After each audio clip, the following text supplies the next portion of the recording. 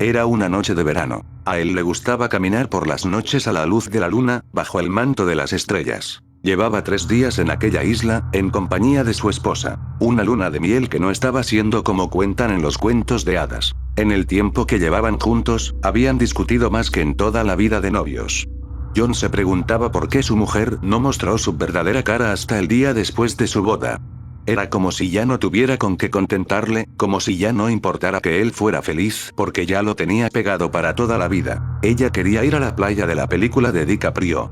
Allí cumpliría sus sueños, la luna de miel más bonita que podía imaginar. La primera noche fue, ciertamente, maravillosa. Pero al día siguiente, después de caminar durante 2 horas, viendo el increíble paisaje de aquella isla, se dieron cuenta de que se había terminado su ruta turística y tan solo llevaban un día allí. Uno de la semana planeada. Eso en principio lo tomaron para hacer bromas entre ellos. Que si ahora damos otra vuelta, que si todavía no conocían a ese cangrejo.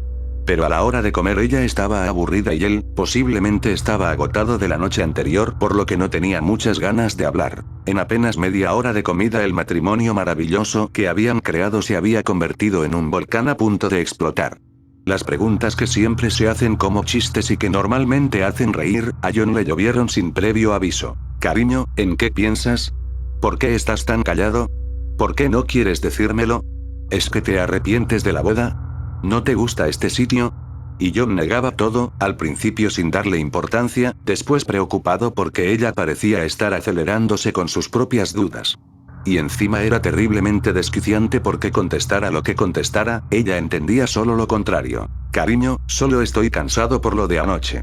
John miró a la luna, recordando las consecuencias de aquella sencilla respuesta. Una inocente y sincera respuesta que solo dejaba claro que había dormido poco por una de las noches más bonitas de su vida y estaba cansado.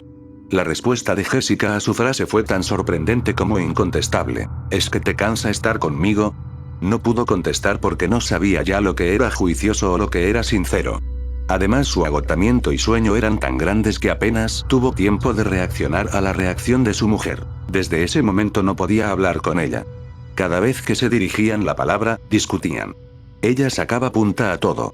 No sabía si lo que no soportaba era el no tener a dónde ir, o si simplemente la horrorizaba la idea de pasar la vida a su lado. A lo mejor imaginó, en su fantasía de adolescente, que en la playa de DiCaprio no tendría tiempo de aburrirse porque podían hacer 1000 cosas.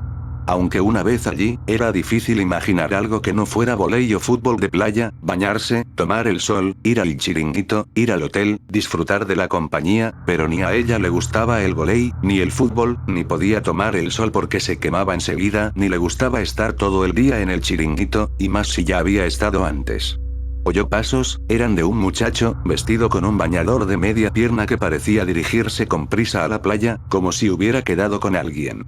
Pasó a su lado como una centella ya que su paso era sereno y el del muchacho era puro nervio. Harto del descubrimiento de que no soportaba a su mujer en ese estado de histeria, y que ella tampoco le soportaba a él, se había ido de la habitación y salió a dar un paseo entre las palmeras. Decidió estar lejos de ella hasta el amanecer.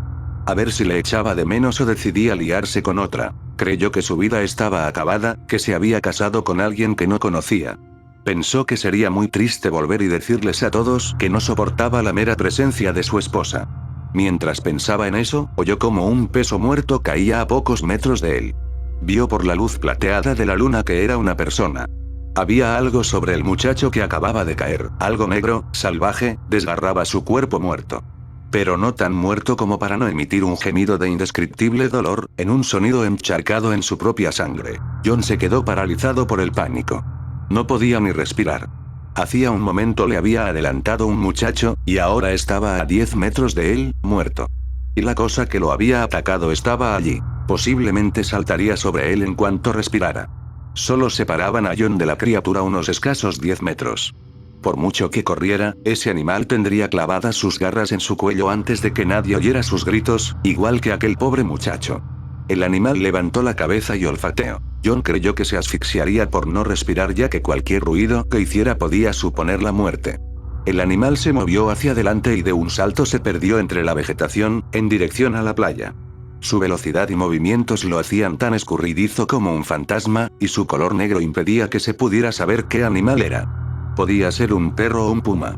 Podía ser cualquier cosa que se moviera a cuatro patas. Libre de su parálisis, John encendió su linterna y alumbró el cadáver del chico. Como temía, estaba destrozado. No pudo distinguir su cabeza entre tanta sangre. Sintió ganas de vomitar. Quiso huir, correr hacia el hotel, pero las sombras eran tan terriblemente acechantes que necesitaba asegurarse de que ese animal ya no estaba allí. Enfocó su linterna a las sombras cercanas y no vio nada. Entonces dio media vuelta y corrió. Sus piernas se movían como si nunca antes hubiera corrido.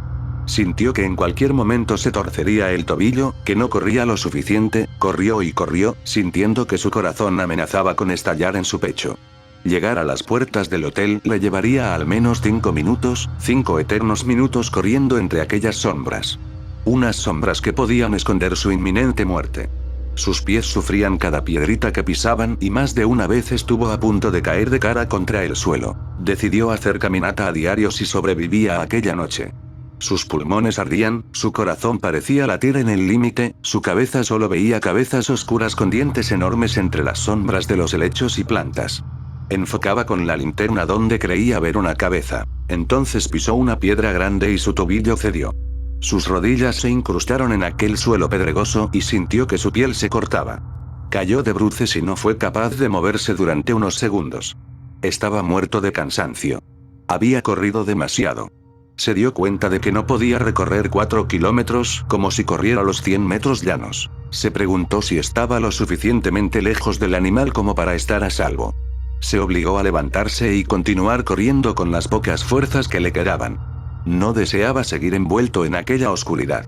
Además, su linterna se había roto en su caída, no podría alumbrar el suelo para evitar las piedras. Tendría que continuar mucho más despacio. Entonces escuchó un rápido y letal trote tras él. Era sin duda la criatura, que corría como una exhalación hacia su dirección. Se levantó, le dolían las rodillas, que las tenía completamente cubiertas de sangre. El pánico volvió a poseerle, pero esta vez en forma de fuerzas inhumanas. Corrió de nuevo con más fuerzas que antes, voló sobre sus pies, corrió cuanto pudo a pesar de creer que en el mismo momento en que dejara de hacerlo, moriría por los dientes de aquel animal o porque su corazón no resistiría tal esfuerzo. Al correr, dejó de escuchar el trote, pero eso no le tranquilizaba ya que solo era porque sus monedas de los bolsillos, su cadena del cuello, el tejido de su camisa y pantalones, y sus pies aplastando el suelo eran demasiado ruidosos como para permitir seguir escuchando la procedencia de la amenaza. Sus piernas empezaron a flaquear, sus fuerzas se agotaban. No podía correr mucho más. Los pulmones le ardían tanto que creyó que estaba a punto de escupir sangre. Entonces, al detenerse, se dio cuenta de que nadie le seguía. Miró hacia atrás, lo que vio le dejó paralizado. Una enorme sombra de poco más de 1 metro de alto y tan robusto como un puma estaba plantado frente a él, mirándole fijamente. No se atrevió a moverse ya que su repentina parálisis parecía haberse contagiado a la temible criatura. En el momento en que dejó de respirar, el animal se había detenido. No podía ver más que su contorno ya que era negro como la noche y su pelaje no reflejaba la luz de la luna. Sus ojos brillaban pero no podía verlos. Eran como los ojos de los gatos, que parecen reflejar luces tan lejanas que ni siquiera sabía de dónde venían. Su cuerpo estaba agotado hasta el límite, no pudo resistir mucho tiempo sin respirar. Estaba a punto de desmayarse. Sus pulmones se llenaron de aire y sus ojos no se separaron de aquellas terribles pupilas reflectantes. El animal pareció recobrar la vida al sentir su agitada respiración. Caminó hacia él, acechante, olfateando. John supo que nunca lo despistaría porque las heridas de las rodillas lo atraerían. John rezó en silencio. Lanzó una plegaria, suplicando que se le permitiera volver a ver a su mujer y pedirle perdón por su comportamiento en esos días. Lo único que pensó en aquel momento fue en lo mucho que sufriría ella cuando le comunicaran al día siguiente que su marido había sido devorado por una fiera salvaje. El animal rugió. Sus ojos se acostumbraron a la oscuridad y pudo distinguir poco a poco la silueta de un enorme tigre. Un tigre negro. Jamás había oído hablar de tigres negros. Pero aquel evidenciaba que debían existir. Aunque poco a poco se fue percatando de que no era realmente negro, sino que su pelaje a la escasa luz de la luna se veía así. Pero debía ser marrón oscuro y por esa razón costaba trabajo distinguir su silueta en la noche. El tigre seguía olfateándole. Parecía preguntarse por qué su presa no seguía corriendo. Parecía que intentaba asustarle para atacarle en plena carrera. Era como si no le divirtiera matar a un hombre que le estaba viendo. Los animales no cazan por diversión, susurró apenas sin voz. ¿Por qué cazas tú? Ya comiste antes. No necesitas más comida. No esperaba que el tigre le entendiera, le temblaba la voz. De hecho, solo logró que se le acercara más. Le olisqueaba. Durante un instante hubo un fogonazo a poca distancia y pudo ver el verdadero color y tamaño del animal. Era un tigre normal, enorme. Tenía la piel con manchas marrones, amarillas y blancas. Aquel disparo asustó al animal y se perdió entre las sombras negras de los helechos. ¡Oh cielos!, dijo alguien a su espalda. ¿Estás bien? John se volvió y vio a un hombre de unos 40 años con un rifle de caza en las manos. ¿Qué demonios hace fuera del hotel por la noche?, le espetó el individuo. Lárguese, corra todo lo que pueda. ¿Puede dejarme un arma? ¿Quiere cazar un tigre con un machete?, se burló el cazador. ¿Cómo es que hay un tigre? Amigo, esto no es un parque de diversiones, es una isla en medio del Caribe y lo que tiene a su alrededor es la jungla. Deberían haberle prohibido salir, pero supongo que a la gente del hotel no le interesa demasiado que la gente se muera ahí fuera. Así pueden quedarse con todo su dinero. No me entretenga más, ese tigre ronda el hotel demasiado cerca, hay que matarlo o asegurar que se aleje. El hombre se alejó, pero de pronto el tigre salió de un arbusto cercano y le cayó encima clavándose las garras en el pecho y destrozándole el cuello con violentos mordiscos. Los gritos desgarradores avivaron las piernas de John, que corrió cuanto pudo alejándose de aquella terrible escena. Su paso fue ligero, pero no tenía fondo para correr tanta distancia. Y además sus heridas de las rodillas empezaban a secarse y le escocían desagradablemente. Recordó lo poco que tardó la bestia en terminar con el otro y supo que no podía dejar de correr si quería llegar de una pieza. En apenas 10 minutos llegaría a la puerta del hotel, unos minutos en la vida rutinaria que ahora eran una agonía interminable. En el primero comenzó a escuchar las pisadas sordas de la bestia siguiéndolo en la lejanía. En el segundo se acercaba a él tan deprisa que no creyó que llegaría al tercero. Apretó el paso y finalmente sus piernas dijeron basta. Cayó rodando, exhausto. Su respiración era agitada y los pulmones le ardían, iba a morir y no tendría fuerzas ni para ahuyentar una mosca. Jennifer, siento no haberme quedado contigo. El tigre llegó a su lado y le rodeó lentamente con pasos medidos, sin perderle el ojo de encima. John cerró los ojos a pesar de que la oscuridad era impenetrable. No quería que Gen le viera destrozado y con los ojos abiertos. En ese momento solo podía pensar en ella y lo mucho que lamentaba haber discutido tan fuerte en su luna de miel. El animal le olisqueó y levantó las orejas. Algo más le había distraído, una voz lejana, ¿estaba salvado? El tigre caminó hacia el hotel a medida que la voz se acercaba. Era la voz de una mujer. De pronto entendió lo que gritaba. Su tono de voz era inconfundible, estaba preocupada, debió preguntar por él en recepción y le tuvieron que decir que era peligroso salir de noche como él lo había hecho. Seguramente le aconsejaron que no saliera o pudo ser que ella misma enviara al cazador, había salido a buscarle al ver que este no regresaba, el animal corrió hacia ella y John soltó un gemido de impotencia. No, no, bestia, vuelve aquí, no has acabado conmigo, exclamó lo más fuerte que pudo. Lo siguiente que escuchó fue el desgarrador grito de Jennifer y el sonido de la bestia destrozándola hasta sus últimas esperanzas.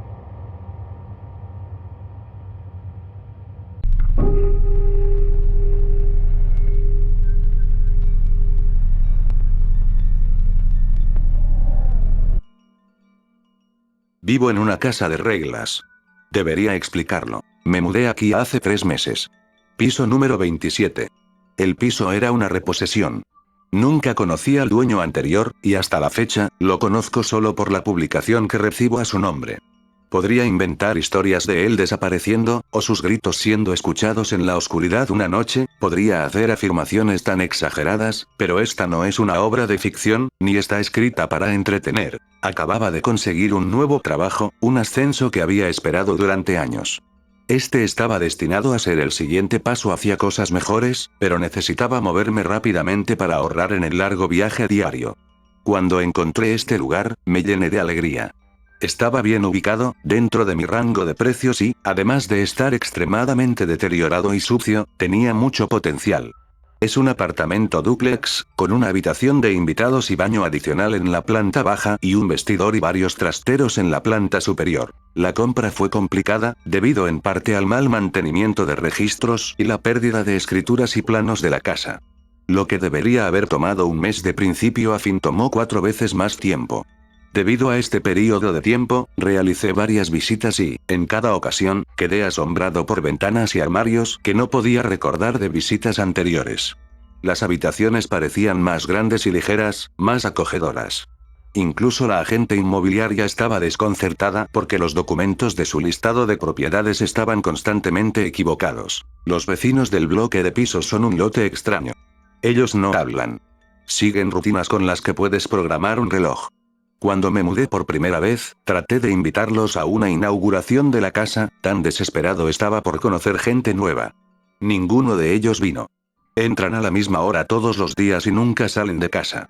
Nunca los escucho moverse de noche. Uno de ellos, un hombre nervioso de arriba que constantemente se inquieta y mira a su alrededor, se disculpó después. Explicó que su falta de asistencia se debió simplemente a que no se le permitió. En ese momento, supuse que se refería a su esposa, pero ahora no estoy tan seguro. Como él era el único al que había llegado a conocer desde la mudanza, hice todo lo posible por hacerme amigo, e incluso sentí que estaba avanzando. Luego cometí el error de preguntar por el dueño anterior, a lo que él respondió de manera incómoda y breve antes de presentar sus excusas. No lo he visto ni he sabido nada de él desde entonces. Las reglas, tal como las llegué a entender, se hicieron evidentes con el tiempo. La primera era dormir solo en mi habitación. Dormí una vez en el salón a propósito, dormitando en el sofá, hasta que me desperté con el brazo atrapado entre el sofá y la pared.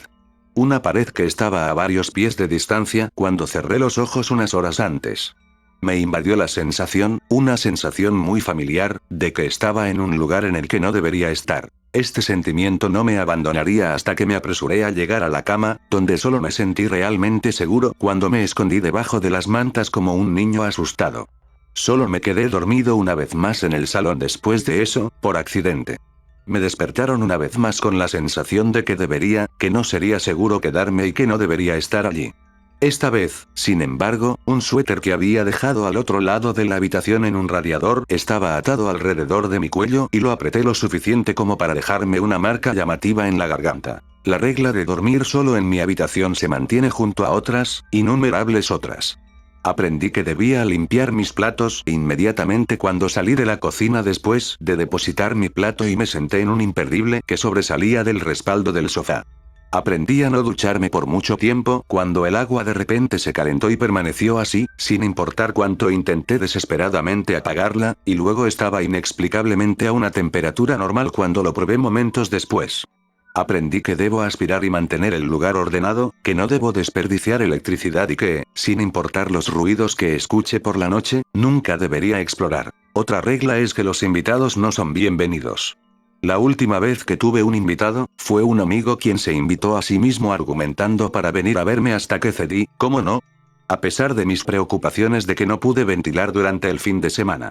Pasé todo el tiempo aterrorizado por su seguridad y prácticamente los ahuyenté con mi extraño comportamiento en consecuencia. Pero no hubo eventos. Tales cosas me hicieron audaz y comencé a relajarme. Me quedé despierto hasta tarde, toqué música por la noche e hice lo que quise, incluso llegando a sentir que había triunfado, mientras la casa permanecía dócilmente en silencio.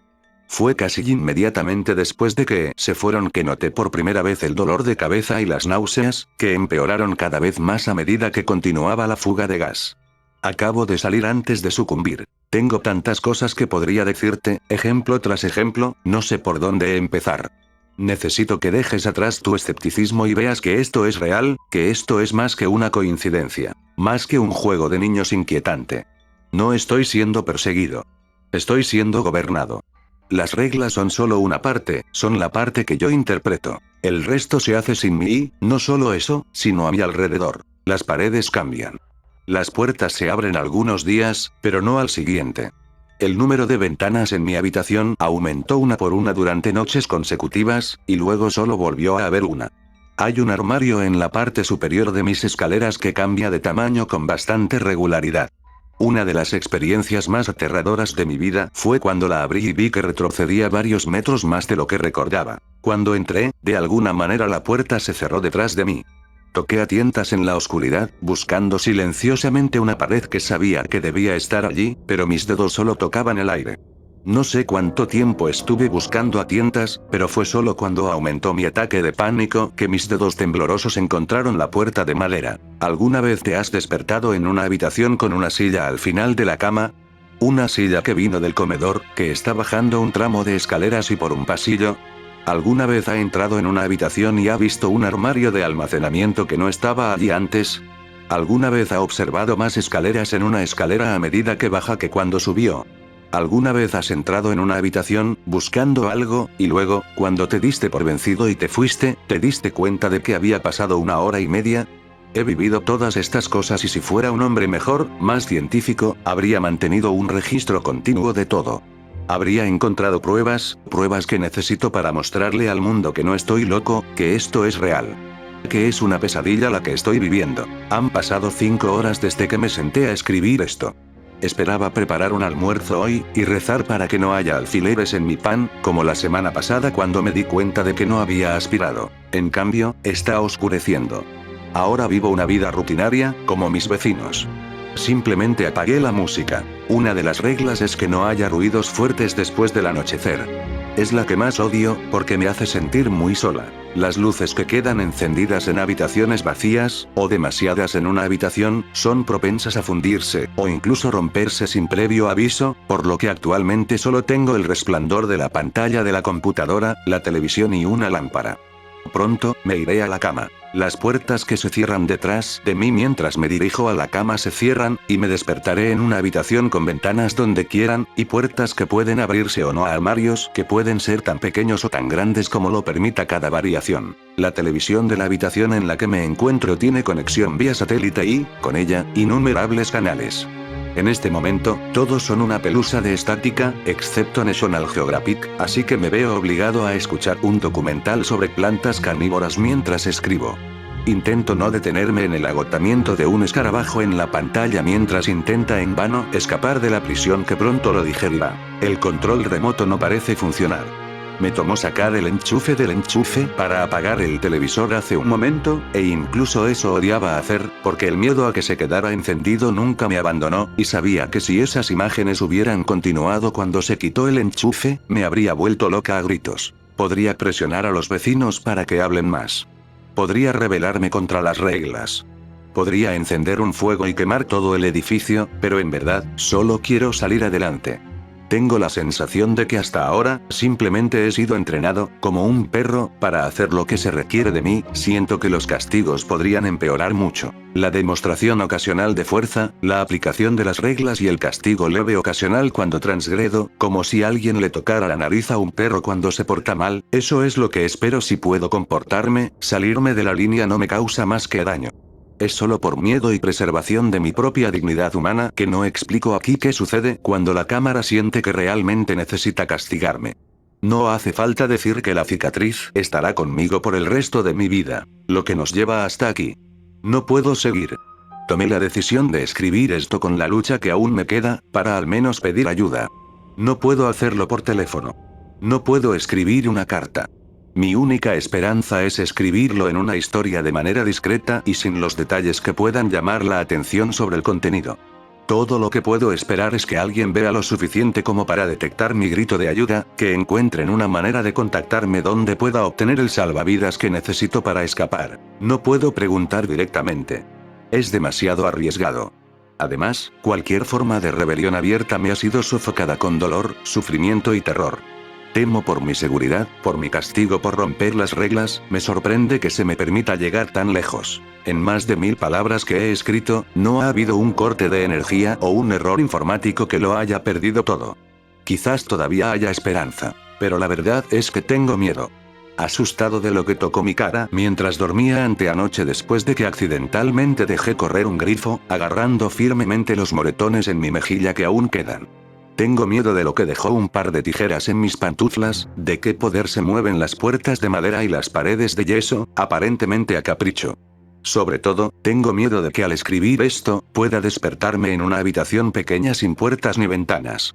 Una habitación que se hace más pequeña cada vez que parpadeo.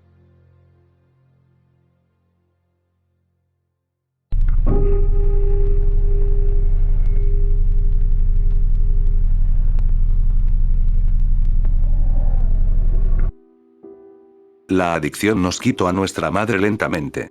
Cuando se le cayeron los dientes posteriores, los dejó al costado de la bañera. Tenía 7 años y los guardé en una caja de cerillas, las piezas faltantes de ella guardadas a salvo para que no se perdiera para siempre. Así que tal vez algún día podamos volver a unirla. Nuestra casa se cayó a nuestro alrededor e hicimos todo lo posible por levantarnos. Los techos tenían daños por agua, las escaleras inferiores tenían podredumbre seca y, en los inviernos, los radiadores sangraban óxido.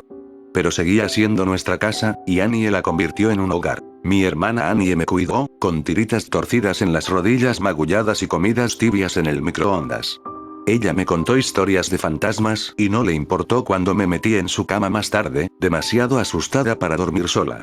Ella me enseñó a bailar, descalza en la alfombra de la sala, el canal de música a todo volumen en la televisión sacudiendo nuestras caderas preadolescentes.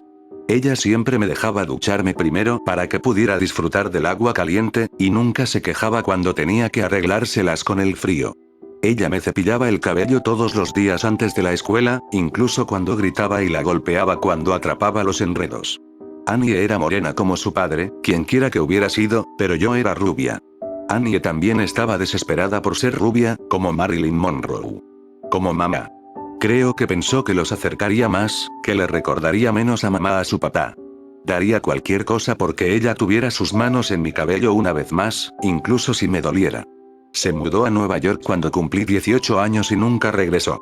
Todavía sueño con ella a veces. Mantenerse al día con nuestra madre era imposible, y aprendimos desde muy pequeños que siempre nos quedaríamos atrás. No lo hizo más fácil. Cuando bebía poco, estaba radiante y nos despertaba a las 3 am con panqueques goteando en almíbar de cereza. A veces, cuando hacía buen tiempo y ya había tenido suficiente de estar borracha sola, llamaba a nuestra escuela y les decía que los dos habíamos contraído las náuseas del verano, y en su lugar conducíamos a la playa. Recuerdo tener 9 años en el asiento trasero del auto cuando volvía a casa después de uno de nuestros días en el océano, chupándome la sal de los dedos. Annie acababa de teñirse el pelo de rubio, y su mejor amiga Jane ayudándola a inclinarse sobre el fregadero de la cocina. Por detrás, no podía distinguir quién era la madre y quién la hija, con la radio arriba y las ventanas abajo, soplando el cielo por dentro. Cuando bebía mucho, salía toda la noche, con el cabello recogido como una reina de belleza, los ojos vidriosos y rodeados de purpurina y negro. A veces se iba 1 o 2 días. Ella nunca nos avisaría con anticipación. Un día simplemente nos despertábamos en una casa vacía, con la nevera llena y una nota adhesiva en la puerta, completa con una mancha de lápiz labial de mamá en el contorno de un beso, diciéndonos que volvería pronto. A veces traía chicos a casa, llenaba la mesa con latas de cerveza y ceniceros, fumaba hasta el techo, mamá perdida en la neblina. Dormíamos con almohadas sobre nuestras cabezas, tratando de ahogar la música que tocarían toda la noche, y nos despertábamos con extraños en la mesa de la cocina por la mañana, preguntándonos dónde guardábamos el café. Cuando mamá bebió muy poco, se vino abajo. Ella no compraba comida y el refrigerador se quedó vacío. Encadenaba el humo, dejando quemaduras de cigarrillos en el papel tapiz junto a las escaleras como si las paredes estuvieran enfermas y en descomposición. Apenas dormía, caminando con medias lunas azules bajo los ojos, los nudillos en carne viva. Ella gritaba a la menor cosa. Recuerdo una vez cuando derramé un vaso de jugo en el sofá. Ella me miró con ojos muertos y me arrastró sobre la alfombra y luego sacó todos los cojines del sofá y los llevó al patio trasero y los prendió fuego. Annie fue a mirar un rato desde la ventana y luego se sentó a mi lado en el suelo, con la espalda presionada contra el esqueleto de los asientos, la cabeza apoyada en el cráter de mis clavículas. Era lo peor cuando mamá bebía demasiado. Se reía demasiado fuerte y durante demasiado tiempo, de cualquier cosa y de todo, hasta que le empezó a temblar la boca y empezó a llorar en su cereal en la mesa del desayuno. Annie cerró cuando mamá estaba así, yendo a un lugar profundo dentro de sí misma donde nadie podía lastimarla. Se quedaba despierta hasta la mañana, viendo viejas películas en blanco y negro en la televisión, susurrando las líneas que se sabía de memoria como oraciones. Cuando tenía 5 años, lloraba cuando encontraba a mamá desmayada en su cama, segura de que nunca se despertaría. Annie secaba mis lágrimas y me decía que solo estaba durmiendo, como las princesas de mi libro de cuentos. Nos sentábamos juntas en la cama de mamá y esperábamos a que se despertara. Cuando éramos mayores, yo era quien recogía a mamá del piso del baño una y otra vez, y Annie la acostaba, alisándose el cabello de la cara, limpiándose el vómito de la boca y cambiándose de ropa si se había orinado. Ella misma. Mirándolos entonces, no había duda de que Annie era la madre ahora. Era octubre, y yo tenía 13 años, Annie 16. Era miércoles por la noche y mamá llevaba 2 días fuera. Ella nos había llamado esa mañana desde un teléfono público, con la voz entrecortada, diciéndonos que se lo estaba pasando muy bien con todos sus nuevos amigos, y que esperaba que estuviéramos bien. Cuando ella me preguntó si estaba teniendo un buen cumpleaños, le colgué. Mi cumpleaños había sido el día anterior. Annie me había dado un montón de regalos, brillo labial de fresa y esmaltes de uñas brillantes. No le pregunté de dónde había sacado el dinero para ellos. No me importó. Habíamos tomado el autobús a la playa con Jane y nos habíamos comido el pastel de cumpleaños que había hecho para mí, arena metiéndose en el glaseado. Sabía a dulzura y al mar, y saboreaba cada bocado y raspadura de azúcar contra mis dientes. Vimos cómo se ponía el sol, Annie tomaba fotos granuladas en su Nokia mientras yo apagaba las velas, deseando una y otra vez que mamá no volviera a casa, que se quedara fuera esta vez. Pero ese miércoles por la noche, Annie y yo no nos hablábamos. La ira pesaba entre nosotros, filtrándose a través de las tablas del piso. Comenzó cuando tropezó al pie de las escaleras. Los dos nos reímos, Annie echó la cabeza hacia atrás, el espacio entre sus dientes frontales captó la luz. Cuando me agaché para levantarla, sentí su aliento, cálido contra las pecas de mis mejillas. Solté sus brazos y ella volvió a caer, golpeando el suelo y sonriendo, sacudiéndose el pelo de la cara. Su aliento estaba cargado de whisky.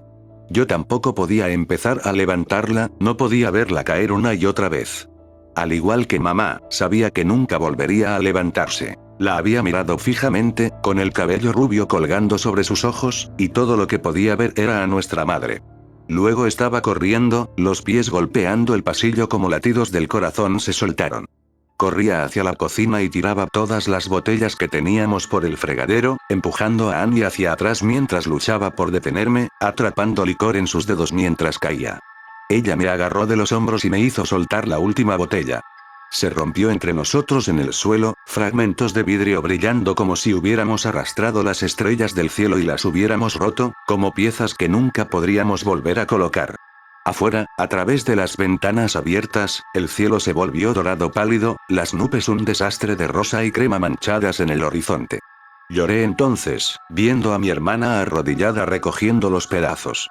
Esa era Annie, siempre tratando de arreglar las cosas incluso cuando era demasiado tarde. El olor a comida me arrastró de mi habitación, mi estómago se volvió traidor dentro de mi caja torácica. Annie estaba cocinando pasta, comida de verdad, no hecha en el microondas.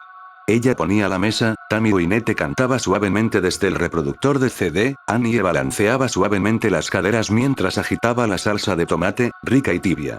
Mientras comíamos en silencio, la perdonaba más con cada bocado. Mamá nunca cocinó la cena, nunca recordó que mi favorito había sido el espagueti desde que era niña y nunca se mantuvo sobria el tiempo suficiente para sentarse a la mesa.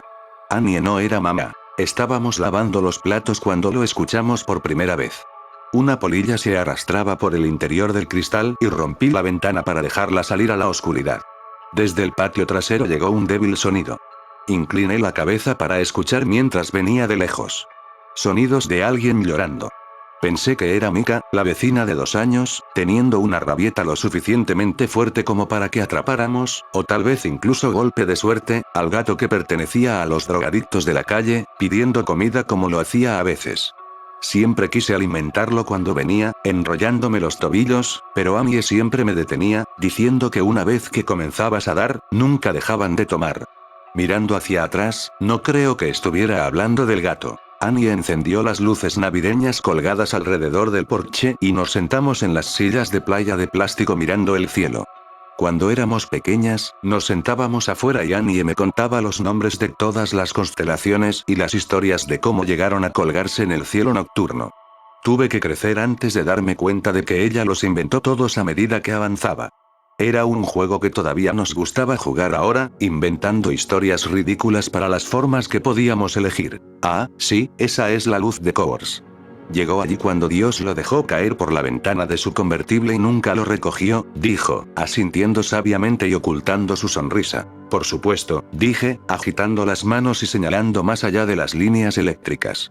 Justo al lado del cenicero, dejado allí por ángeles en un descanso para fumar. Sí, dicen que si lo deseas, todos tus sueños se harán realidad, dijo Annie con una sonrisa. Luego dejó de reír, y su voz se calló, su rostro inclinado hacia todas esas estrellas muertas. Vamos a desear, Emi. Deseemos. Así lo hicimos. El sonido de lamentos nos interrumpió. Esta vez estuvo más cerca, y definitivamente humano. Nos volvimos el uno al otro confundidas. Annie se encogió de hombros y yo entrecerré los ojos en la oscuridad. Sonaba como un bebé, perdido, cansado y solo. ¿Debe ser Mika? Dije, poniéndome de pie lentamente. Quizás caminó por la parte de atrás. ¿Quieres llamar a Connie y decirle que lo traeremos? Annie no respondió. Suspiré y puse los ojos en blanco. Está bien, supongo que haré todo entonces. Salí del porche, con la hierba suave contra mis talones. El aire olía a lluvia, fresco, limpio y creciendo. Una promesa incumplida. La voz de Annie estaba tensa. Me volví hacia ella con una sonrisa. Se me murió en la cara cuando vi la mirada de ella sola. Entra ahora. Ella miraba fijamente a la oscuridad, pasaba junto a mí y abría la puerta con una mano detrás de ella, con los dedos buscando a tientas el pestillo. Me congelé, descalza en la tierra. Vislumbré lo que ella estaba mirando. En los arbustos junto a la valla trasera, alguien estaba agachado con las rodillas bien metidas debajo de la barbilla y los brazos envueltos alrededor de las piernas. Su boca estaba abierta, abriéndose y cerrándose suavemente mientras lloraba. Como un niño, perdido en la oscuridad. No como un niño, más como alguien fingiendo, imitando el sonido al amparo de la oscuridad. De repente enderezaron la espalda, levantándose de golpe, con el rostro aún oscurecido por la sombra. Eran altos y delgados, extraordinariamente delgados para los estándares humanos. El pánico me hizo moverme, arrastrado por los instintos animales sobrantes de una época en que la gente todavía vivía en la naturaleza. Fui más rápido que Annie, la arrastré adentro y cerré la puerta detrás de nosotros, oyéndola rebotar en sus bisagras mientras la cerraba. Observamos cómo la persona se acercaba lentamente a la casa con pasos largos y deliberados. Annie me tomó de la mano, abrazándome con fuerza, y me giró hacia ella, sujetándome los hombros. No te des la vuelta, Emi. No te des la vuelta. Instintivamente, comencé a mirar por encima del hombro hacia la penumbra. Annie me agarró la cara con fuerza y negó con la cabeza. Entonces supe que hablaba en serio. Su voz se quebró, y se aclaró la garganta, agarrando mi mano lo suficientemente fuerte como para doler, clavándose las uñas, castigándose. Miré hacia abajo a nuestros dedos entrelazados, ambos nacidos de los mismos huesos. Voy a llamar a la policía, y todo va a ser, su voz vaciló, tartamudeando. Lágrimas se derramaron sobre sus pestañas. Annie nunca lloró. Tu teléfono está en el porche, susurró, y la bilis subió por mi garganta. Su teléfono estaba arriba, cargando. Un suave golpeteo llenó el silencio. Annie se volvió con los ojos muy abiertos hacia la ventana. Era el sonido de la frente de alguien golpeando lenta y repetidamente contra el cristal. Luego los golpes se aceleraron, ganando tanto en velocidad como en fuerza, golpeando la piel contra el vidrio hasta que se estrellaron contra la ventana con la fuerza suficiente para sacudir los cristales. Un momento después, cesaron los golpecitos y estaba a punto de preguntarle a Annie si podía mirar ahora, cuando ella gritó, seguido del sonido de vidrios rotos y un tremendo estruendo. Quienquiera que estuviera en nuestro patio acababa de estrellarse la cara lo suficientemente fuerte contra la ventana como para romperla. Subimos corriendo las escaleras 2 escalones a la vez, saltándonos los podridos por costumbre.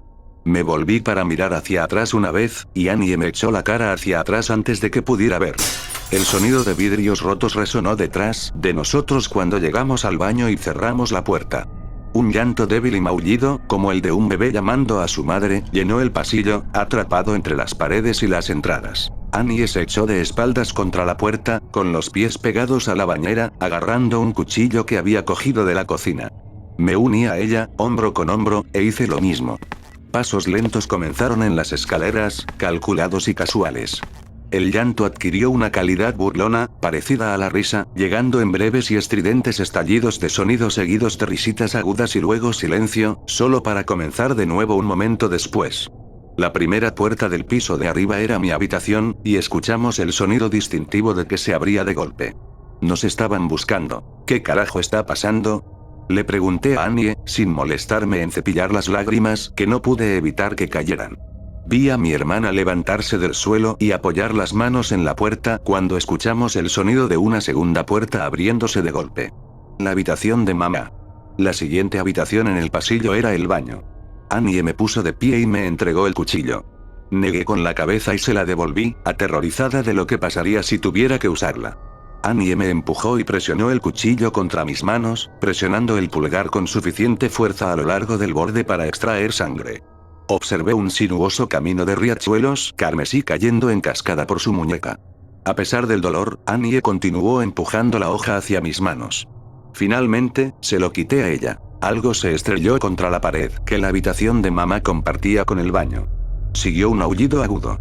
Contuve la respiración y sentí que mi corazón latía frenéticamente en la base de la garganta. Voy a sacar el teléfono de mi habitación, dijo mi hermana. Negué con la cabeza dramáticamente en protesta. Antes de que pudiera decirle una palabra, Annie me tapó la boca con una mano. Pude saborear la sangre en su mano, salada y dulce. Como pastel de cumpleaños junto al océano. Sí. Cogeré el teléfono y llamaré a la policía. Vamos a estar bien, negué con la cabeza de nuevo. Es la única manera, insistió Annie. Cuando me vaya, necesito que cierres la puerta, y no quiero que la abras por nada ni por nadie. No para mí, no para nadie. Prométemelo, sacudí la cabeza y Annie presionó su mano contra mi boca, empujando mis dientes contra mis labios con tanta fuerza que me hizo llorar los ojos. Prométemelo, Em. Algo se rompió en la habitación de al lado. Annie me quitó el pelo de la cara y lo metió suavemente detrás de la oreja. Prométemelo, dijo, y abrió la puerta lo más lentamente posible, el cerrojo raspando suavemente. Vi cómo la curva de su hombro desaparecía en el pasillo oscuro, como la luna en eclipse. Y luego ella se fue. No pude moverme ni respirar por un segundo, y luego cerré de golpe el cerrojo justo cuando algo rebotaba en el exterior de la puerta. Se produjo un grito agudo, seguido del traqueteo de la manija hacia arriba y hacia abajo lo suficientemente fuerte como para soltar un tornillo. Lo vi rodar hacia mí sobre las baldosas. Y luego todo se quedó quieto. Me senté de espaldas a la puerta, sosteniendo el cuchillo y deseando estar sosteniendo la mano de Annie en su lugar. El silencio continuó. Por un momento, el único sonido fue el de mi aliento llenando lentamente la habitación. Una voz rompió la ilusión de soledad. Una voz familiar entró por la puerta. Sobresaltada, agarré el cuchillo con más firmeza que antes. Cariño, ¿qué está pasando? Mamá. Mamá. Mi voz se quebró. Mamá, eres tú. Me envolví los brazos para no temblar. Cariño, está bien, solo abre la puerta. Está bien, solo déjame entrar. El mango volvió a sonar, más suave esta vez. Solo déjame entrar, todo está bien. Ella golpeó impacientemente la puerta y yo tomé la manija del cerrojo. Cariño, lo siento. Lamento haberme perdido tu cumpleaños. Lamento ser una madre tan terrible. Por favor. Se le quebró la voz y empezó a llorar. Solo déjame entrar, cariño. Lo siento mucho. Cerré los ojos. Sonaba tan triste y tan perdida. Solo quería que me abrazara como lo hacía cuando era niña, cuando entraba con una rodilla raspada después de caerme de los columpios. Quizás esta vez ella lo decía en serio. Quizás todo estaría bien. Mi mano encontró su camino hacia el cerrojo de nuevo. La voz de mi hermana entró por la puerta, cálida y gentil. Sí, Emilie, déjanos entrar. Todo está bien. Mi mano se congeló en el cerrojo y apreté mi arma. Annie nunca me llamó por mi nombre completo. Una mano golpeó la puerta, la manija sonó. Emilie, déjanos entrar. La voz de Annie se volvió grave y gutural, seguida de las mismas risitas estridentes de antes.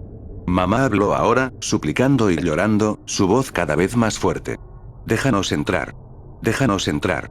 Déjanos entrar. Gritó una y otra vez, marcada por sus puños en la puerta. Pensé en cuentos.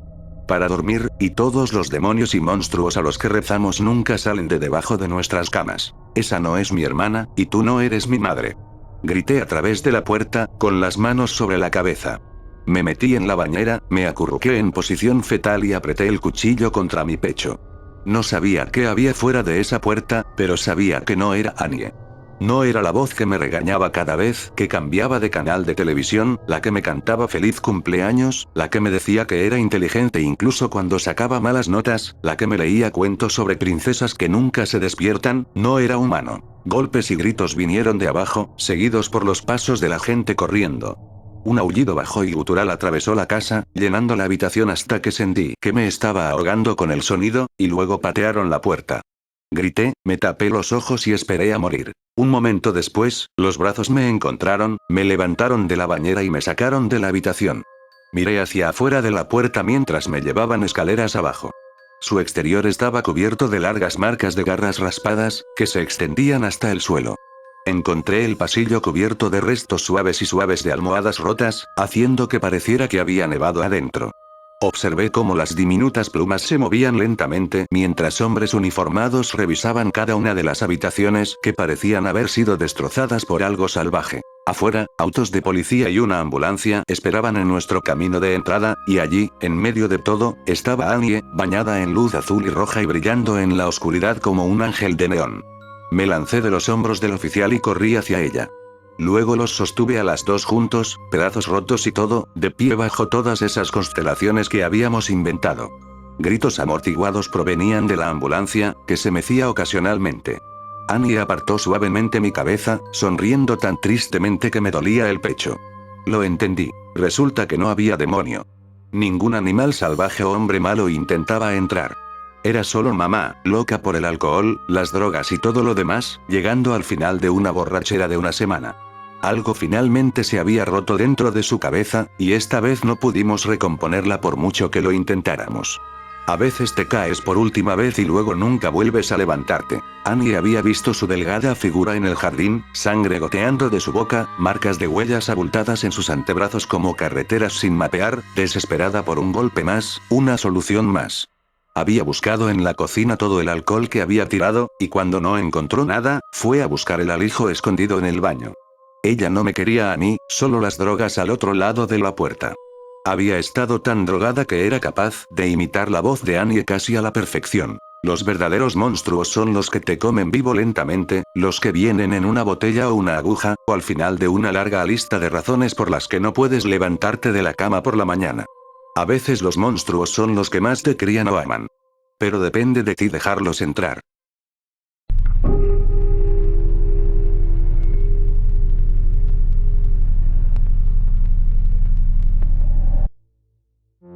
En varias ocasiones, mi interés por lo sobrenatural me ha llevado a algunos de los lugares de aprendizaje más prestigiosos de todo el Reino Unido. Desde los venerables pasillos de Oxford y Cambridge, hasta los entornos más humildes de los colegios y escuelas del centro de la ciudad, mi búsqueda de pruebas para fundamentar tales afirmaciones rara vez ha sido fructífera. Sin embargo, mientras exploraba la Universidad de St Andrews en Escocia, encontré un tomo bastante interesante escondido en un rincón oscuro y mohoso de la biblioteca del campus. El libro en sí era inusual, su cubierta estaba encuadernada en un cuero desgastado y ennegrecido que desgastaba sin vergüenza las arrugas y grietas del tiempo. Se remonta al siglo XVI y parecía contener varias descripciones y relatos de la vida cotidiana de la gente de Ettrick, un pequeño pueblo aislado construido en los páramos del sur del país. Al leer detenidamente el volumen, hubo una variedad de entradas de varios autores que abarcaron un período de 60 años.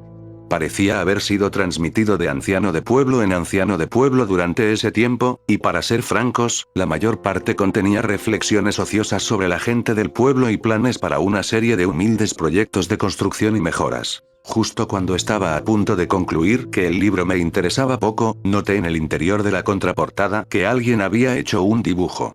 Estaba elegantemente representado, pero nunca lo habría descrito como una vista agradable. De hecho, mi reacción inmediata fue de disgusto al verlo por primera vez. La combinación de las líneas negras duras, casi enojadas, utilizadas y las imágenes descarnadas de la escena transmitidas por el artista me dejaron una impresión completamente desagradable de su tema.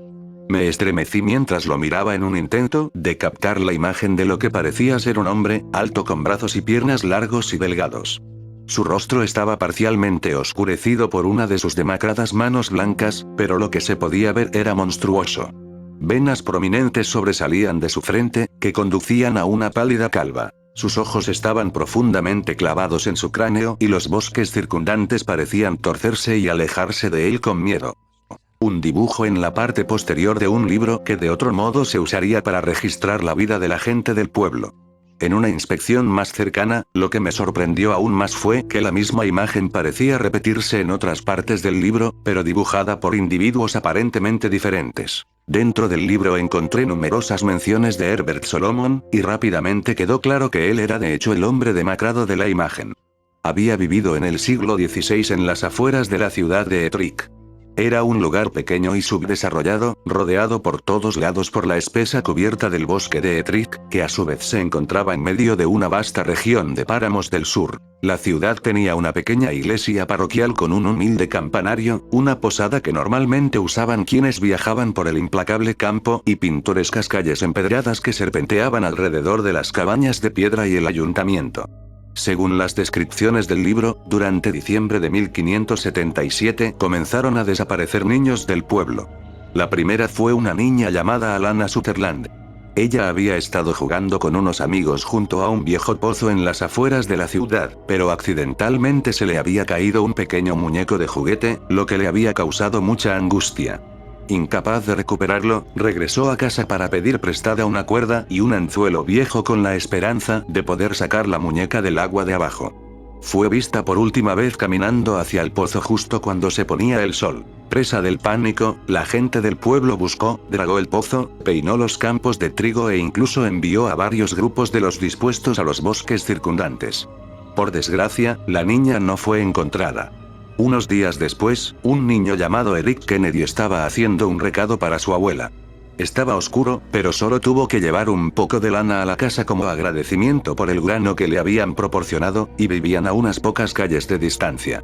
Se suponía que al menos el centro de la ciudad estaría a salvo, pero el niño nunca completó su recado. Desapareció, como si hubiera sido arrancado de la existencia. A fines de enero, un invierno inusualmente amargo había causado daños significativos a la ciudad y su gente. Grandes y gruesas capas de hielo y nieve cubrían cada casa y edificio. Varias personas murieron solas a causa del frío, y el estado de ánimo general de la ciudad de Ettrick era sombrío. A pesar de estos tiempos difíciles, la gente del pueblo estaba más preocupada por la seguridad de sus descendientes. En total, 7 niños habían desaparecido sin rima ni razón. Familias enteras lloraron desesperadas y la gente de Ettrick comenzó a mirarse sospechosamente unas a otras. Sabían la verdad. Alguien les estaba quitando a sus hijos. A mediados de febrero, 2 más habían desaparecido y ahora se compartían miradas acusatorias entre todas las familias y todos los miembros de la comunidad. El anciano del pueblo decidió actuar y asumió la ardua tarea de identificar y atrapar al demonio. Se tuvieron discusiones burocráticas, se convocaron grupos eclesiásticos y en cada casa, en cada calle, en cada rincón de Ettrick, un nombre cruzó por los labios de sus habitantes: Herbert Solomon. Cuanto más se mencionaba el nombre, más segura se volvía su culpabilidad. Herbert Solomon era un forastero. Vivía en una pequeña cabaña de madera entre los bosques que rodeaban el pueblo, y debido a su desafortunada apariencia, tendía a evitar el contacto humano. Nadie estaba seguro de cuál era su enfermedad y, en los tiempos poco iluminados de la Escocia del siglo XVI, muchos creen que estaba maldito. Los ojos modernos habrían adivinado que era víctima de una enfermedad debilitante. Rara vez se aventuraba en la ciudad, excepto en algunas ocasiones para intercambiar suministros, e incluso en esos casos se cubría el rostro con un sombrero marrón deslustrado y un trozo de tela gris, que ocultaba sus rasgos debajo de 2 ojos hundidos y oscurecidos. Varios de los habitantes del pueblo contaron historias de Herbert Solomon. Según estos relatos, él se paraba al borde del bosque observando a los agricultores labrar sus tierras y a sus hijos jugar en los campos. Fue su fascinación por los niños lo que hizo que muchos se sintieran incómodos. Algunos de los niños de la ciudad regresaron a casa después de jugar cerca del bosque en varias ocasiones con muñecas y juguetes bellamente elaborados. Eran un regalo de Herbert Solomon, y siendo niños inocentes no podían saber de los peligros que conllevaban. Cuando los niños comenzaron a desaparecer, los ojos se volvieron inmediatamente hacia el extraño hombre que vivía en el bosque. Las acusaciones fueron transmitidas por los susurros de padres temerosos, y a medida que los susurros aumentaron en número, también lo hizo su volumen, hasta que se decidió que Herbert Solomon debía ser detenido. En una fría noche de febrero, los ancianos de la ciudad decretaron que Solomon fuera arrestado de inmediato.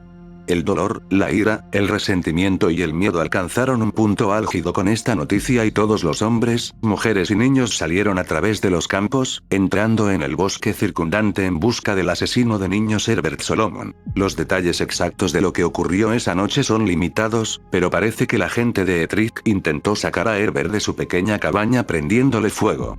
La multitud vitoreó mientras crecía el calor y subía el fuego. Sus gritos resonaron por todo el bosque finalmente para ser silenciados por las llamas.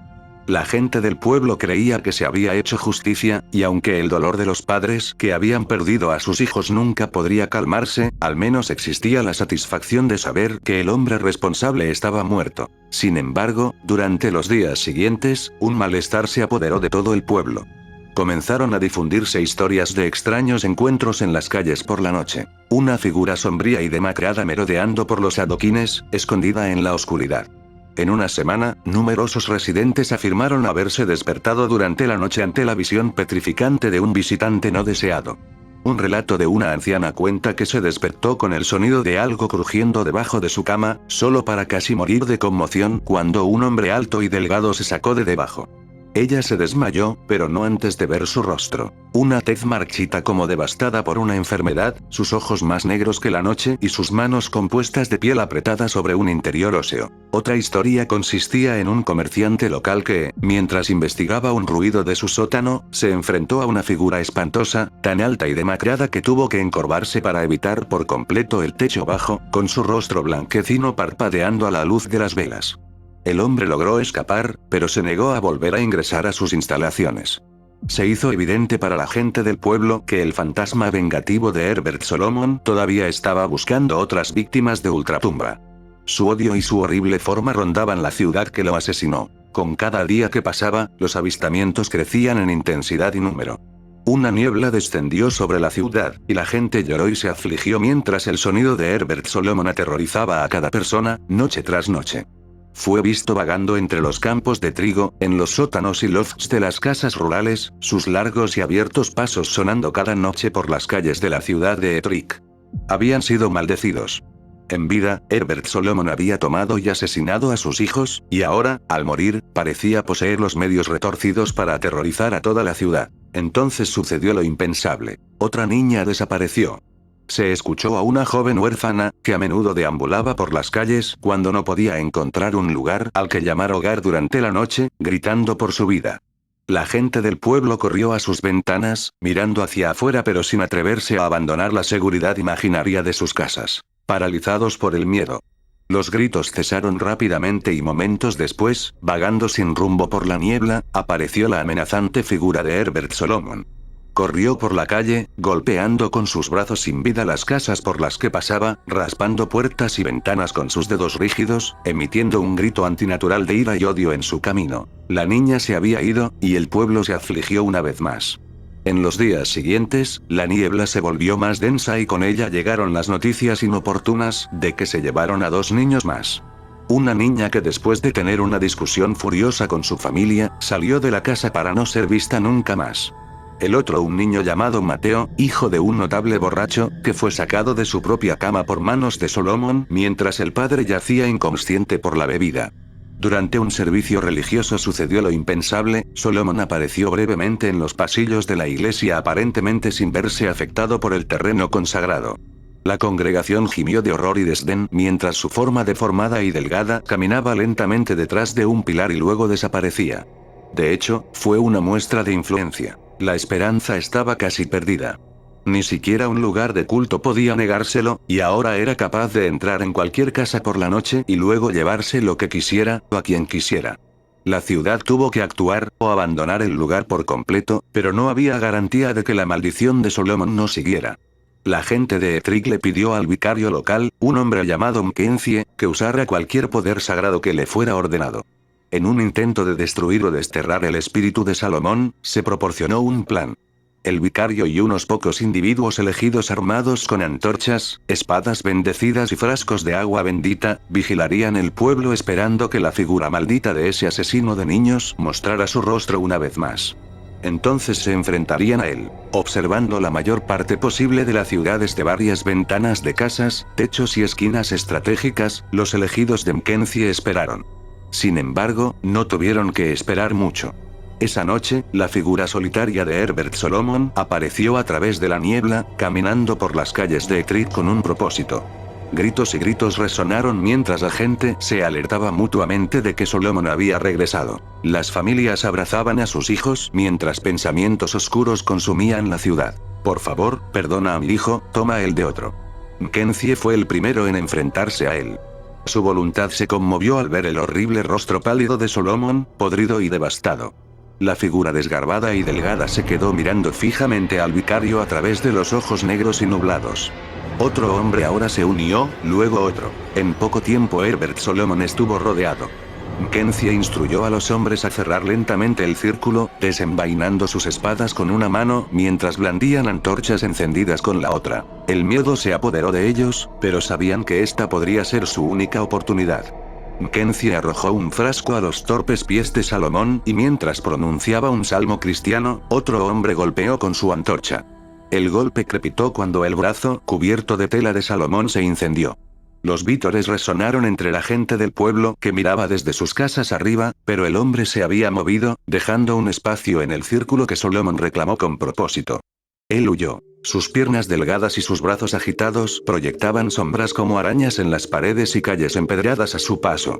La gente del pueblo lo persiguió, siguiendo a la patética figura mientras negociaba cada esquina, carril y patio en un intento de escapar de su ira. El ruido alertó a la ciudad. Herbert Solomon está tratando de huir. De todos los hogares de la ciudad, la gente salía corriendo de sus casas cargando todo lo que podían como arma improvisada. Inundaron las calles y corrieron hacia las protestas, gritos y alaridos de los perseguidores de Solomon. Con cada curva de una esquina adoquinada, Solomon se quedaba sin lugares para esconderse. Finalmente, cuando tropezó por la calle principal del pueblo, se detuvo. La gente del pueblo había bloqueado todas las rutas de escape. Él estaba atrapado. Mackenzie se abrió paso al frente de la multitud, pidiendo silencio y calma mientras se acercaba a la figura encorvada y derrotada de Herbert Solomon. Él y sus pocos elegidos iban a librar al pueblo de Ettrick de esta abominación de una vez por todas. Frasco en mano, acompañado de varios grandes hombres alcistas blandiendo espadas, Mackenzie se acercó recitando lentamente versículos de la Biblia. A través de ojos oscuros, Herbert Solomon observó a la gente del pueblo, con sus rostros grabados con odio y pensamientos de venganza, moviéndose hacia él y luego, simplemente se giró y entró por una puerta abierta a su lado. La gente jadeó y Mackenzie y sus seguidores entraron corriendo tras él. La casa a la que habían entrado estaba inmóvil, y tendido en el duro suelo de madera del pasillo principal estaba el pálido cuerpo de una niña. El crujido de las tablas del piso bajo peso sonó arriba mientras numerosos perseguidores registraban la casa, decepcionados al no encontrar nada. Entonces ocurrió algo milagroso, la niña jadeó por aire. Estaba viva. Tenía poca o ninguna fuerza, todo lo que podía hacer era pronunciar una palabra. Abajo, en el sótano de la casa, Mackenzie encontró una escena sombría y horrible. El suelo estaba cubierto de sangre y el cadáver de un hombre yacía boca abajo sobre él. Encadenados a las paredes de ese tenebroso lugar estaban los niños que habían sido secuestrados. Estaban parcialmente drogados, desnutridos y traumatizados, pero estaban vivos. El pueblo se regocijó con la noticia, las familias se reunieron, las vidas se repararon. La niebla de un invierno sombrío y horrible se levantó lentamente y todo parecía estar bien. Al recobrar las fuerzas, los niños relataron lo que les había sucedido. Cada uno de ellos había sido tomado por un hombre llamado Tom Sutherland. Él era el padre de la primera niña que había desaparecido en el pozo y parecía que había sido él quien la había matado. Nadie lo sabía con certeza, pero muchos eran conscientes de su mal genio y en más de una ocasión había golpeado a la pobre Alana. Consumido por la culpa y la pérdida, Sutherland comenzó a llevar a los niños a punta de cuchillo y encerrarlos en su sótano. A menudo los drogaba con una hierba local y ocasionalmente los golpeaba mientras lloraba patéticamente de autocompasión. El día que encontraron a los niños, Sutherland entró borracho al sótano, portando un cuchillo y una cuerda. Comenzó a golpear a los niños una vez más y les dijo que uno moriría ese día. Desató a una de las niñas y la inmovilizó en el suelo con las rodillas. El cuchillo flotaba sobre su cuello, pero justo cuando estaba a punto de clavarle la hoja, alguien entró en la casa. Sutherland se puso feroz de ira, pero quienquiera que estuviera parado en lo alto de la escalera le infundió tal miedo que rápidamente regresó al sótano. Agachándose debajo de la puerta estaba la alta figura con cicatrices de Herbert Solomon. Al verlo, y ya libre, la niña se arrastró rápidamente entre las largas piernas de Herbert. Ella era libre, pero demasiado débil para correr. Se desmayó antes de poder escapar de la casa.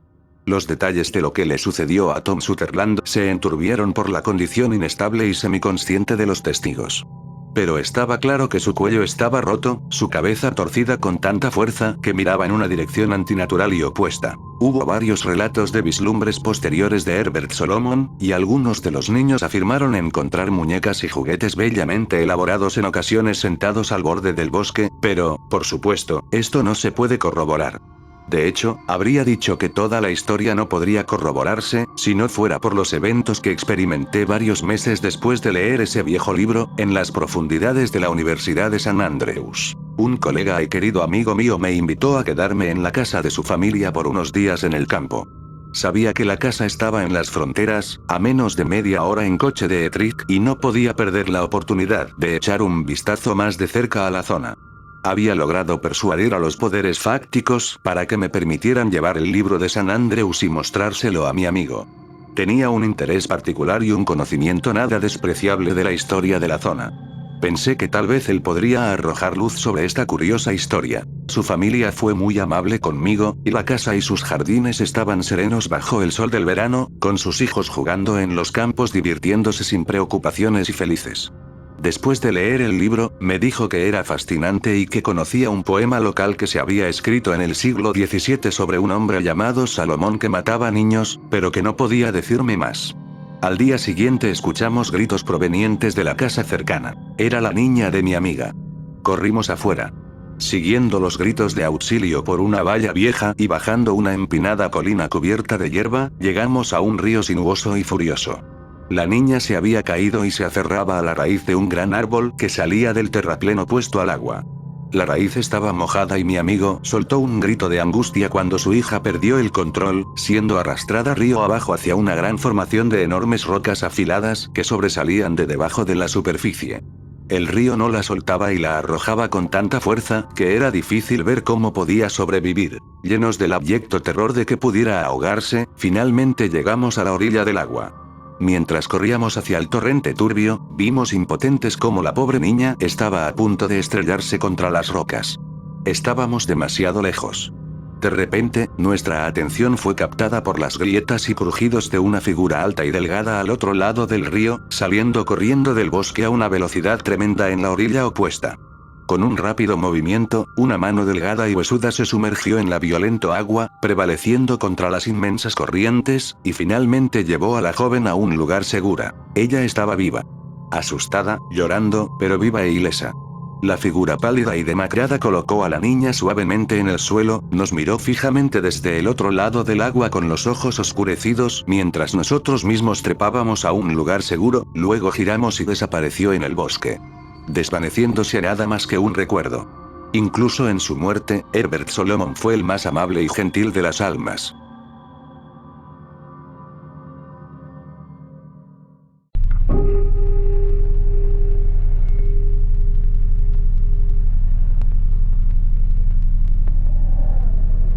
Que sea un tiro en la cabeza.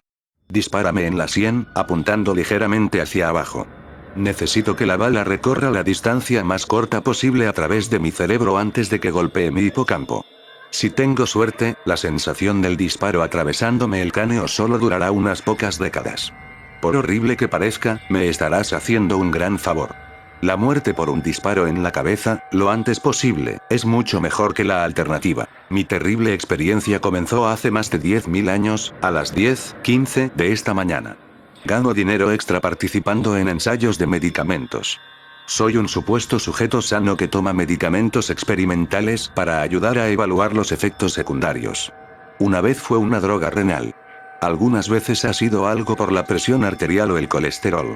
Esta mañana me dijeron que la droga que tomé era una sustancia psicoactiva destinada a acelerar la función cerebral. Ninguna de las drogas que había probado hasta ahora ha hecho nada por mí, en el sentido recreativo. En otras palabras, ninguna de las drogas que he probado me ha dado un zumbido asesino, ni me ha suavizado, ni nada. Tal vez siempre terminé en el grupo placebo, pero nada de lo que probé me afectó en absoluto. La droga de hoy era diferente. Esta mierda funcionó. Me dieron una pastilla a las 10:15 y me dijeron que pasara el rato en la sala de espera hasta que volvieran a llamarme para hacerme algunas pruebas. Solo unos 30 minutos, me dijo el asistente de investigación. Me dejé caer en el sofá de la sala de espera y leí algunos artículos de una copia de una revista que estaba sentada en la mesa de café. No me habían devuelto la llamada, así que cogí un noticiero estadounidense y lo leí de principio a fin. Luego leí un viejo científico estadounidense. ¿Qué les estaba llevando tanto tiempo? Giré lentamente la cabeza para mirar el reloj de pared. Eran solo las 10:23 am. Había leído las 3 revistas en 8 minutos. Recuerdo haber pensado que iba a ser un día largo. Tenía razón. La sala de espera tenía una pequeña estantería con algunas tapas duras usadas.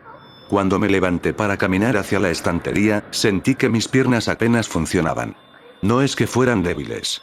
Simplemente eran lentos. Me tomó 1 minuto completo levantarme del sofá y otro minuto dar 2 pasos hacia la estantería. Escaneé los libros viejos en el estante y elegí una copia de Moby Dick. Mis brazos tenían los mismos problemas que mis piernas. Solo poner un pie delante de mí para agarrar el libro tomó mucho tiempo. De hecho, me aburrí esperando que mi mano llegara al lomo del libro.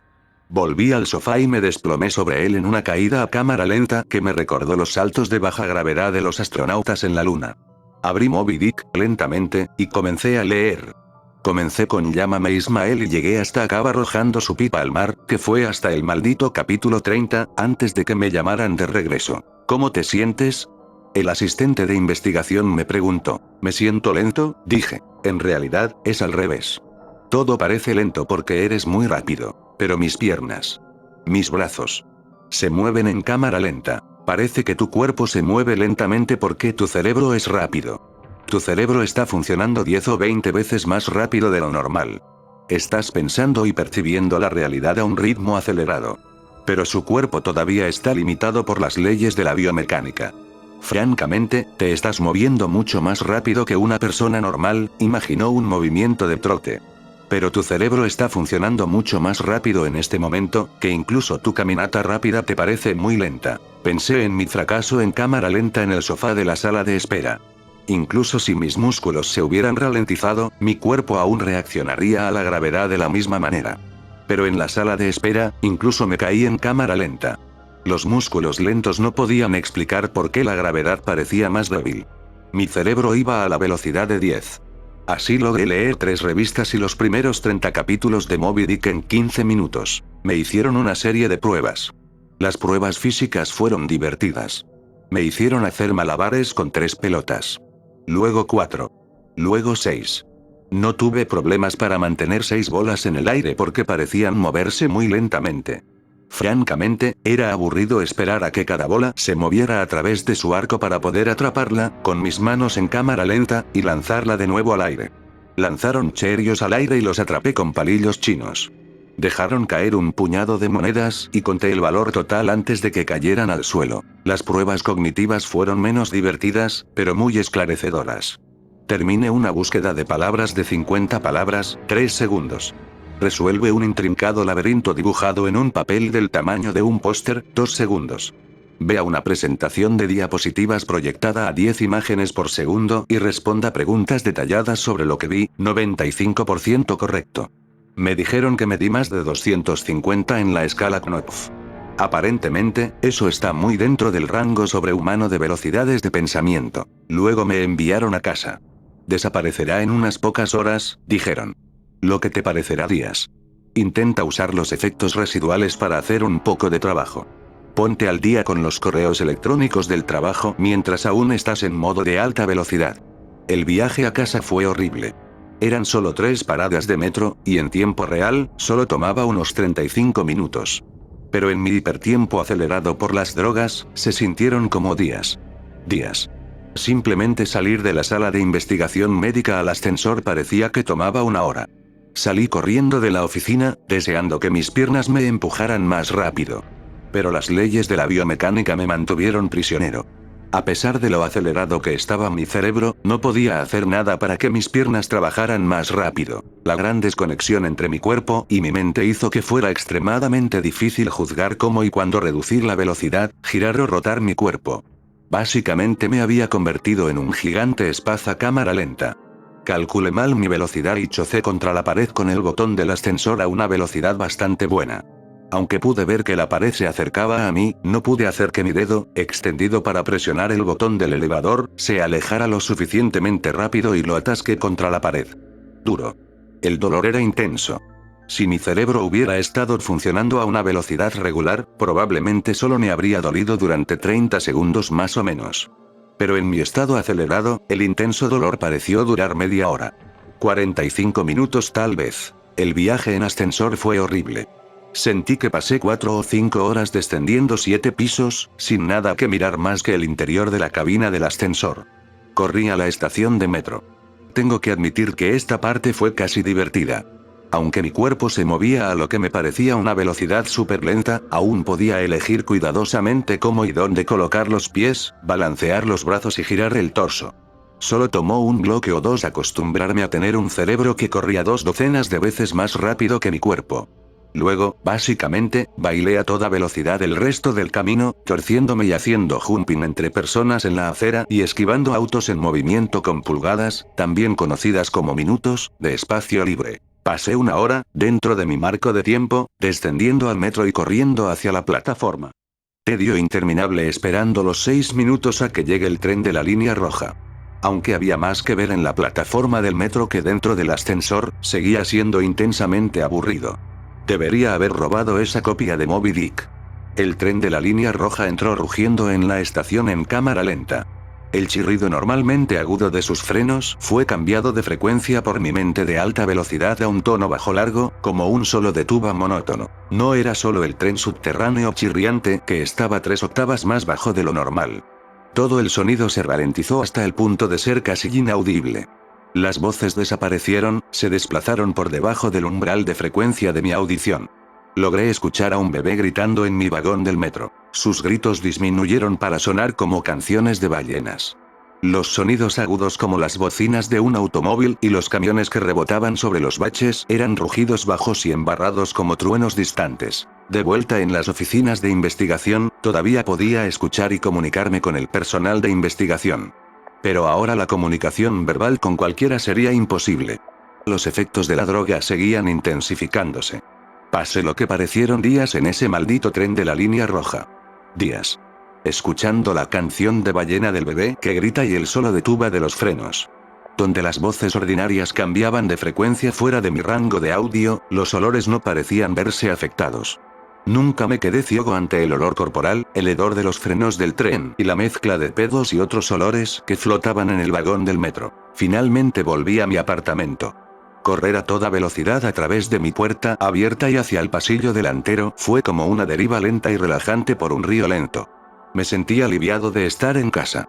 Al menos tenía cosas que podía hacer allí. Cogí el libro que estaba leyendo, 100 años de soledad, y lo terminé. A pesar de pasar las páginas tan rápido que rompí muchas de ellas, parecía que la mayor parte del tiempo que pasé terminando el libro lo pasé pasando las páginas y no leyendo realmente.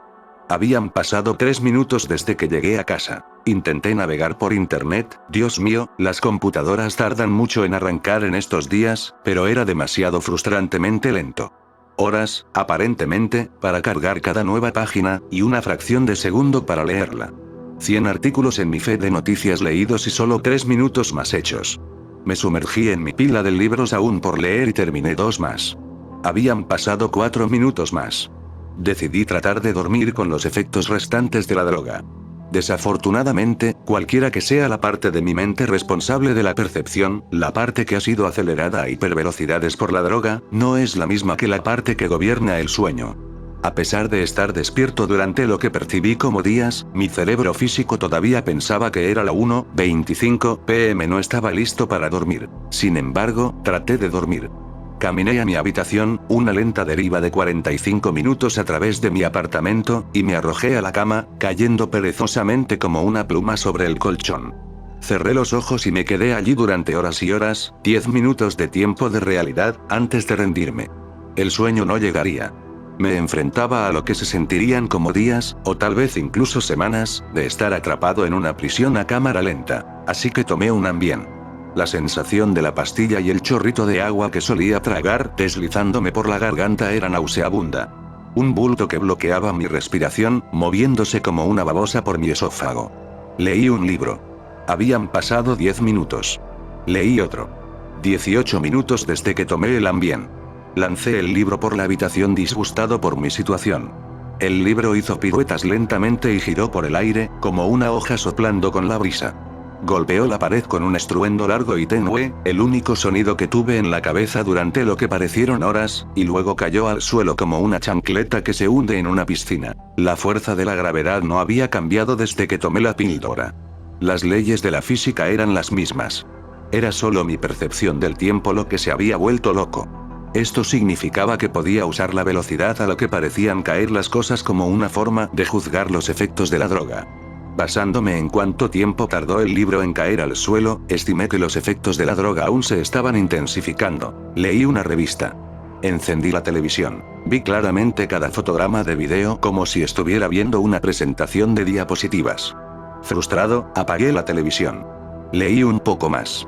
Los 2 primeros libros de Churchill, una historia de los pueblos de habla inglesa. No es exactamente una lectura ligera. Francamente, lo odiaba.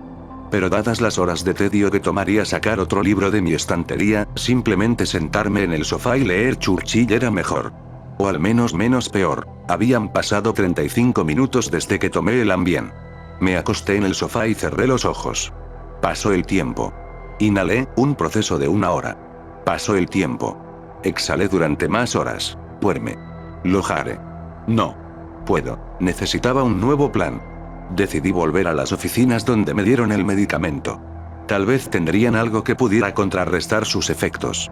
O al menos algo para noquearme hasta que desapareciera. Salí de mi apartamento lo más rápido posible, tardando horas en hacerlo.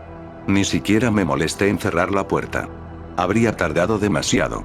Bajé las escaleras, es más rápido que el ascensor si corre, atraviese el vestíbulo, salga por la puerta principal y salga a la calle. Estas pocas cosas se sintieron como un largo día en la oficina. Corriendo por la calle, bailando y moviéndose entre los peatones con, lo que debió parecerles, destreza sobrehumana. Bajando el primer tramo de escaleras en el metro. Al otro lado del rellano. Otra hora. Luego, al segundo tramo de escaleras. Fue entonces cuando el Ambien me golpeó. El Ambien no me dio sueño. En absoluto. En cambio, debe haber tenido una reacción cruzada severa con el medicamento experimental que tomé esta mañana. Bajaba saltando el segundo tramo de escaleras, moviéndome a cámara lenta, pero aún haciendo un progreso perceptible. Entonces, ¡guam! Todo se detuvo. El rugido sordo de la calle y el ruido del metro cesaron, reemplazados por el silencio más perfecto que jamás haya experimentado. Mi movimiento hacia abajo pareció congelarse por completo. Antes de que comenzara el Ambien, mi percepción del tiempo era quizás unos cientos de veces más lenta que la del tiempo real. Después de que el Ambien hizo efecto, el tiempo se movió miles de veces más lento. Cada segundo me parecía días. Incluso mover los ojos para enfocar un nuevo punto fue como un desplazamiento increíblemente lento a través de mi campo visual. En el transcurso de la tarde, aprendí a caminar, correr y saltar cuando mi mente corría cientos de veces más rápido que mi cuerpo. Pero con otros 4 o 5 órdenes de magnitud de desaceleración causada por el Ambien, el control corporal era casi imposible. Me caí en las escaleras. Aunque estaba casi congelado a mitad del paso, controlar mis músculos era imposible. Ordené mi pie hacia adelante durante horas, luego hacia atrás durante horas más cuando parecía que perdería el siguiente paso. Horas intentando ajustar el ángulo de mi tobillo, luego reajustándome cuando me sentía mal. A pesar de estos esfuerzos, me rodé el tobillo en el siguiente paso. El dolor no fue mitigado en absoluto por la lentitud. Horas de creciente tensión en mi tobillo doblado. Las señales nerviosas que envían dolor al cerebro deben funcionar de manera diferente a los nervios de mi oído. La energía sónica se extendió con el tiempo, diluida hasta que fue imperceptible. El dolor fluyó hacia mi cerebro sin diluirse por el cambio en mi percepción del tiempo. Horas y horas de aumento de peso en mi tobillo girado se convirtieron en horas de dolor creciente tras dolor creciente. Lancé hacia adelante, mi mente de alta velocidad completamente incapaz de controlar mi cuerpo de baja velocidad. Me desplacé hacia abajo durante días, logrando rotar mi torso lo suficiente como para evitar que mi cabeza golpeara el suelo primero. Finalmente aterricé sobre mi hombro derecho. Al principio, el impacto ni siquiera se notó. Entonces sentí una ligera presión en mi hombro cuando entró en contacto con el suelo. La presión creció, provocando un dolor creciente, hora tras hora. Mi hombro finalmente cedió, saliendo de su cavidad con un tirón interminable y repugnante. Me detuve días después, arrugado en el suelo, mirando al techo. El dolor en mi hombro seguía gritando con la intensidad de una nueva lesión violenta. Tuve mucho tiempo para pensar durante ese otoño. Si cada segundo me pareciera días, entonces cada minuto del tiempo del mundo real sería como años. Incluso si la droga desapareciera de mi sistema en las próximas 2 o 3 horas, esta pesadilla parecería durar siglos. Para cuando golpeé el suelo, tenía un plan. De alguna manera llegaba a la plataforma y me tiraba frente a un tren. Me retorcí sobre mis manos y rodillas. Días de mi hombro dislocado llorando por alivio. Calculé mal mi rotación y rodé sobre mi espalda. Lo intenté de nuevo, colapsándome sobre mi cara mientras trataba de descubrir cómo controlar un cuerpo que se movía más lento que la hierba. Semanas de esfuerzo finalmente fueron recompensadas con éxito. Me estabilicé sobre mis manos y rodillas. Si simplemente ponerse a 4 patas era tan difícil, pensé que caminar o correr estaba completamente fuera de discusión. Así que me arrastré. Me arrastré por el túnel del metro. Las miradas tontas en las caras de la multitud se detuvieron en mí durante semanas. Me arrastré por debajo del turnstile y subí a la escalera mecánica. La escalera mecánica derramó a la multitud de la hora pico sobre la plataforma a la misma velocidad que un glaciar derrama hielo al mar. Miré por encima de la plataforma abarrotada durante mi interminable descenso. El letrero de estado del tren decía que el próximo tren no llegaría hasta dentro de 20 minutos. 20 minutos fue como un año para mí. Tendría que pasar un año en el andén del metro, esperando morir. Salí gateando de la escalera mecánica, soportando días de expresiones estúpidas en los rostros de los viajeros.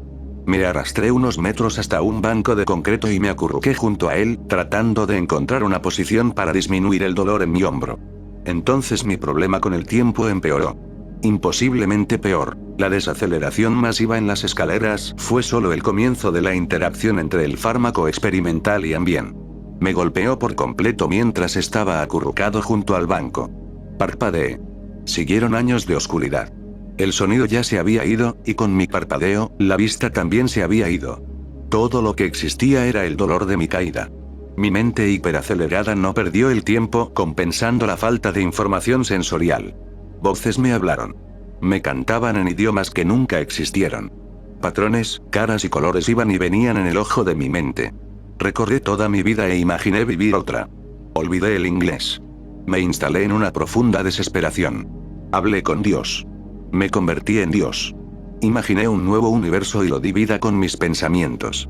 Entonces lo hice todo de nuevo. Y otra vez, mis ojos se abrieron con lentitud geológica. Un tenue resplandor. Semanas. Una rendija de luz. Semanas. Una vista estrecha de la plataforma del metro, los tobillos de los pasajeros que viajan cerca de mí y un anuncio en la pared opuesta. Saqué mi teléfono de mi bolsillo. Un proyecto que abarcó décadas. ¿Cómo puedo siquiera explicar el aburrimiento? El dolor en mi hombro no es nada comparado con el aburrimiento.